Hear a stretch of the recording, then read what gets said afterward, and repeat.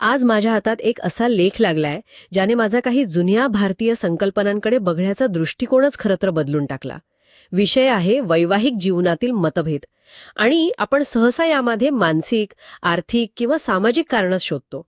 पण श्रीपाठ फासे, जे एक वास्तुतज्ञ आणि इंटिरियर डिझायनर आहेत, त्यांच्या लेखानुसार या सगळ्याचं मूळ आपण ज्या घरात राहतो तिथल्या ऊर्जेत असू शकतं.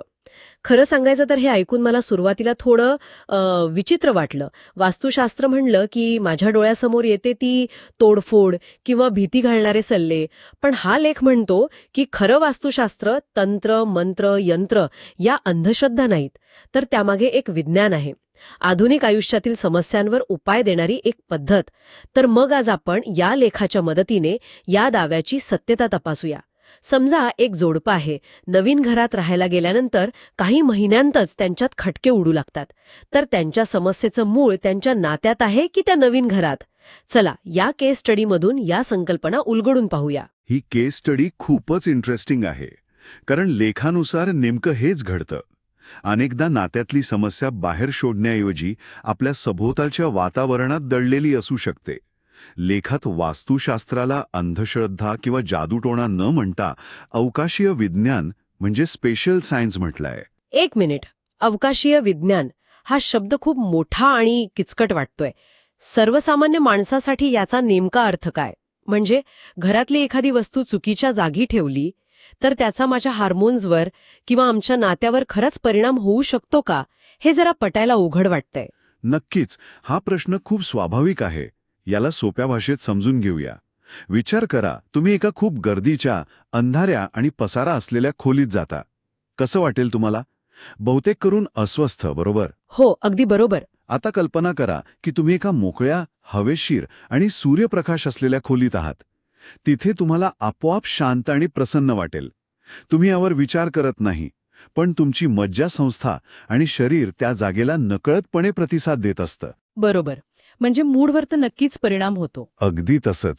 अवकाशीय विज्ञान म्हणजे याच परिणामाचा सखोल अभ्यास. आपल्या घरातल्या वस्तूंची रचना, रंगांचा वापर, नैसर्गिक प्रकाशाची दिशा या सगळ्याचा आपल्या झोपेवर, हार्मोन्सच्या संतुलनावर आणि पर्यायाने आपल्या स्वभावावर आणि नात्यांवर सूक्ष्म पण सातत्यपूर्ण परिणाम होत असतो. लेखात म्हटल्याप्रमाणे ही कोणतीही एका दिवसात होणारी जादू नाही, हा एक हळूहळू होणारा एकत्रित परिणाम आहे. अच्छा.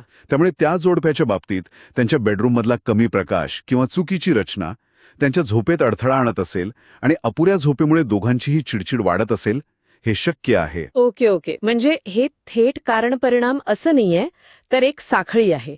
जागेचा परिणाम शरीरावर, शरीराचा मनावर आणि मनाचा नात्यावर. हे जास्त तार्किक वाटतंय.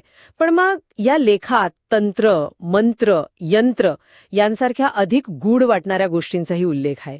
आता ध्वनीचा किंवा मंत्राचा नात्याशी कसा संबंध असू शकतो, हे तर अंधश्रद्धेच्या खूप जवळ जाणारं वाटतं. बरोबर आहे, कारण आपल्याला या शब्दांचे अर्थच खूप वेगळ्या पद्धतीने शिकवले गेले आहेत. हा लेख त्या शब्दांमागची वैज्ञानिक बाजू मांडण्याचा प्रयत्न करतो. उदाहरणार्थ, मंत्र. याला धार्मिक विधी म्हणून न पाहता एक ध्वनी आधारित वारंवारता साधन म्हणजे a sound based frequency tool म्हणून बघा. अच्छा. म्हणजे आपण असं म्हणू शकतो का, की प्राचीन काळात ज्याला मंत्र म्हटलं जायचं, ते आजच्या साऊंड हिलिंग किंवा ब्रेनवेव्ह एंट्रेनमेंट सारख्या संकल्पनांचं मूळ स्वरूप होतं? म्हणजे त्या लोकांना यामागील भौतिकशास्त्र माहीत नसेल, पण त्यांना त्याचा परिणाम नक्कीच जाणवत होता. अगदी बरोबर. तुम्ही अगदी योग्य मुद्दा पकडलाय. प्रत्येक ध्वनीला एक विशिष्ट कंपन म्हणजे व्हायब्रेशन असतं. आपल्या घरात जर सतत भांडणं, आरडाओरडा होत असेल, तर तिथली ध्वनी ऊर्जा खूप नकारात्मक आणि तणावपूर्ण बनते. हम्म. याउलट मंत्रांचा लयबद्ध उच्चार किंवा अगदी शांत सकारात्मक संगीत लावल्याने त्या जागेतील कंपनी बदलतात. याचा परिणाम आपल्या मेंदूच्या लहरींवर होतो आणि मानसिक शांतता मिळायला मदत होते. आणि मन शांत झालं की संवाद सुधारतो. अगदी. त्या जोडप्यासाठी केवळ 5 मिनिटांचा शांत मंत्रोच्चार किंवा संगीत त्यांच्या घरातला ताण कमी करू शकतं. ठीक आहे. म्हणजे ध्वनी ऊर्जेचा वापर करून आपण मानसिक स्थिती बदलू शकतो. पण या लेखात ऊर्जेला एखाद्या जागेत स्थिर करण्यासाठी सुद्धा काहीतरी आहे, बरोबर? मला वाटते इथेच यंत्र ही संकल्पना येते. हो, ध्वनी ऊर्जा चंचल असते, ती येते आणि जाते. पण यंत्र ही एक भौमितिक रचना, एक जॉमेट्रिक रिप्रेझेंटेशन आहे जी ऊर्जेला एका ठिकाणी स्थिर किंवा केंद्रित करण्यासाठी डिझाईन केलेली असते. म्हणजे अँटेनासारखं? हो, तसंच काहीचं. जसं आपण एखाद्या अँटेनाचा वापर विशिष्ट लहरी पकडण्यासाठी करतो, तसंच यंत्र हे जागेतील ऊर्जेला एका विशिष्ट पॅटर्नमध्ये बांधून ठेवण्याचं काम करतं, असं लेखकाचं म्हणणं आहे. श्रीयंत्रासारख्या क्लिष्ट रचना याचं उत्तम उदाहरण आहेत. त्या केवळ चित्र नाहीत, तर त्यामागे गणित आणि विज्ञान आहे. आणि तंत्र, तो तर सगळ्यात जास्त गैरसमज असलेला शब्द आहे. संदर्भात मानवी शरीर आणि सभोवतालची जागा यांच्यातील ऊर्जेचा प्रवाह समजून घेण्याची आणि तो नियंत्रित करण्याची एक पद्धत. अच्छा. थोडक्यात सांगायचं तर तंत्र हे ऊर्जेचं ज्ञान आहे, मंत्र हे ध्वनीद्वारे त्या ऊर्जेला प्रभावित करण्याचं साधन आहे आणि यंत्र हे रचनेद्वारे त्या ऊर्जेला स्थिर करण्याचं साधन आहे. या तिन्ही गोष्टी मिळून एक संपूर्ण विज्ञान तयार होतं. ठीक आहे. म्हणजे हे सगळं जर इतकं शास्त्रीय आणि प्रभावी आहे, तर मग तुमच्या घरात इथे दोष आहे ते पाडावं लागेल असं सांगून लोकांना घाबरवलं का जातं? किंवा इंटरनेटवर सुखी संसारासाठी 5 सोपे वास्तू उपाय यासारख्या गोष्टी वाचून लोकांच्या समस्या का सुटत नाहीत? आणि हाच या लेखाचा सर्वात महत्त्वाचा आणि क्रांतिकारी मुद्दा आहे. या शास्त्रांमध्ये कोणताही सामान्य किंवा वन साइज फिट्स ऑल उपाय नसतो. लेखक इथे जैविक विज्ञानाचा एक अप्रतिम दाखला देतो. जगात कोणत्याही 2 व्यक्तींचे फिंगरप्रिंट्स जुळत नाहीत, अगदी जुळ्या भावंडांचे सुद्धा नाही. खरंय. प्रत्येकाची मानसिक ठेवण, भावनिक गरजा, हॉर्मोन्सची पातळी आणि आयुष्यातील ध्येय सगळं वेगळं असतं. मग जर प्रत्येक माणूस इतका वेगळा असेल, तर एकच उपाय सगळ्यांसाठी कसा काय काम करू शकेल? ही तर कॉमन सेन्सची गोष्ट आहे. बरोबर. आणि इथेच या शास्त्राचा चुकीचा वापर होतो. इंटरनेटवर मिळणारे सामान्य सल्ले हे एका जेनेरिक औषधासारखे आहेत. ते काहींना योगायोगाने लागू पडू शकतं, पण बहुतेकांसाठी ते कुचकामी ठरतं. आणि मग लोक म्हणतात, हे शास्त्रच खोटं आहे. लेखानुसार शास्त्र अयशस्वी होत नाही, तर सामान्यीकरणावर आधारित त्याचा वापर अयशस्वी होतो. म्हणजे आपल्या केस स्टडीमधल्या जोडप्याला जो उपाय लागू होईल तो दुसऱ्या जोडप्यासाठी निरुपयोगी ठरू शकतो. अगदी. कारण त्यांची मानसिक ठेवण आणि त्यांच्या घरातली ऊर्जा वेगळी असेल. म्हणजे मूळ मुद्दा सल्लागाराच्या नैतिक आणि व्यावसायिक जबाबदारीवर येतो. हो, अगदी. लेखात यावर खूप भर दिला आहे. एका चांगल्या सल्लागाराने फक्त घराचा नकाशा नाही बघायचा, तर तिथे राहणाऱ्या माणसांची लाईफस्टाईल कशी आहे, त्यांचा स्वभाव कसा आहे, त्यांच्यातले नातेसंबंध कसे आहेत, त्यांच्या आरोग्याच्या तक्रारी काय आहेत, या सगळ्याचा सखोल अभ्यास करणं अपेक्षित आहे. अच्छा. या वैयक्तिक विश्लेषणाशिवाय दिलेला कोणताही सल्ला हा बेजबाबदारपणा आहे, असं लेखकाचं ठाम मत आहे. तर आपल्या केस स्टडीमधल्या जोडप्याकडे परत येऊया.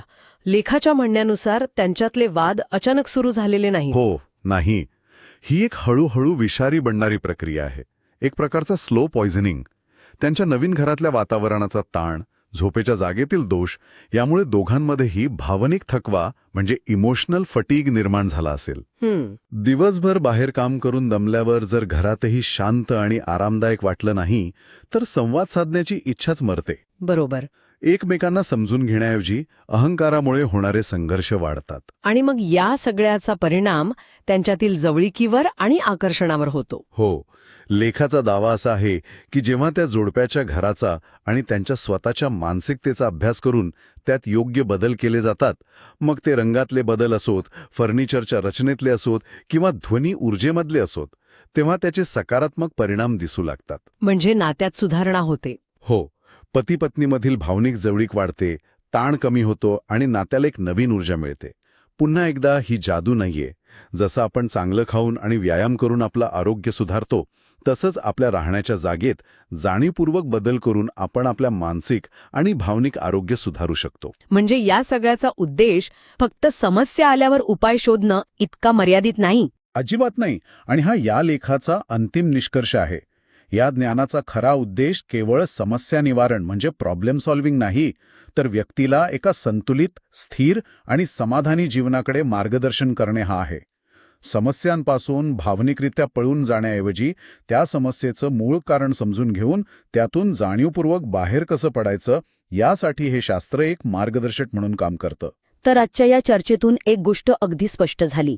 श्रीपाद फासे यांच्या लेखानुसार वास्तुशास्त्र, तंत्र, मंत्र आणि यंत्र हे अंधविश्वासाचे प्रकार नसून सखोल अभ्यास, नीतिमत्ता आणि जबाबदारीची अपेक्षा करणारी एक अत्यंत वैयक्तिकृत वैज्ञानिक शिस्त आहे. एक शांत घर, निरोगी वैवाहिक नातेसंबंध आणि भावनिक स्थिरता या नशिबाच्या किंवा योगायोगाच्या गोष्टी नाहीत, तर योग्य समज, जाणीवपूर्वक केलेली रचना आणि वैयक्तिकृत मार्गदर्शनाचे परिणाम असू शकतात, असा या लेखाचा अंतिम संदेश आहे. अगदी. आणि याच संदर्भात हा लेख एक खूप महत्वाचा प्रश्न आपल्यासमोर ठेवतो. आजच्या काळात जिथे इंटरनेटवर 5 मिनिटात ताण घालवा किंवा सगळ्या समस्यांवर एकच उपाय असे सामान्य आणि झटपट सल्ले सहज उपलब्ध आहेत, तिथे आपल्या स्वतःच्या कल्याणासाठी आपण किती जबाबदार आहोत. केवळ वरवरच्या आणि सामान्य सल्ल्यांवर अवलंबून न राहता आपल्या समस्येच्या मुळाशी जाऊन सखोल आणि वैयक्तिकृत ज्ञान मिळवण्याची जबाबदारी स्वतः व्यक्तीची किती आहे यावर विचार करायला हवा.